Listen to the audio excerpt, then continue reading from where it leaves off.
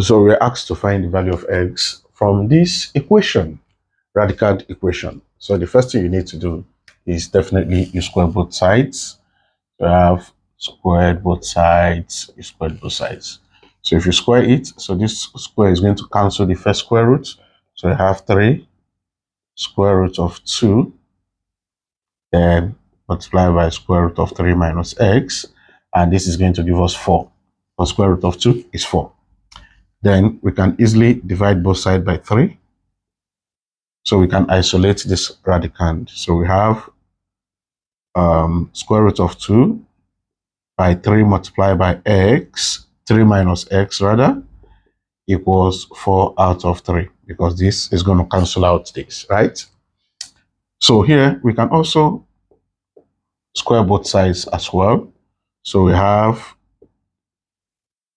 our squared is going to cancel this square root. So you now have 2 square root of 3 minus x equals, we have 16 out of 9, because square root of 2 is 4 power 2 is 16 and 3 power 2 is 9.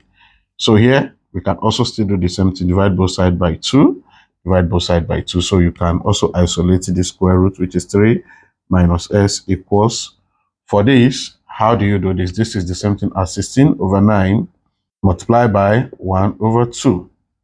So we are going to now have square root of 3 minus x equals 16 out of 18. So that is what it means. It's just the inverse of the division. So what are we going to do? We also square both sides. So this, we cancel the square root. So we have 3 minus x equals, so it's going to give us 64. And this is going to give us 81. Okay?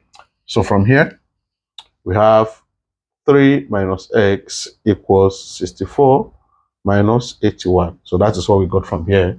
So definitely we want to find the value of x. So this is going to be, we are going to subtract 3 from both sides. So you now have negative x equals 64 over 81 minus 3. So 64, if you simplify this, is going to give you negative 179 over 81. Okay? So what are we going to do? We are going to divide both sides by negative 1, negative 1. So x is going to be 179 over 81. So that will be the value of x in this radical equation.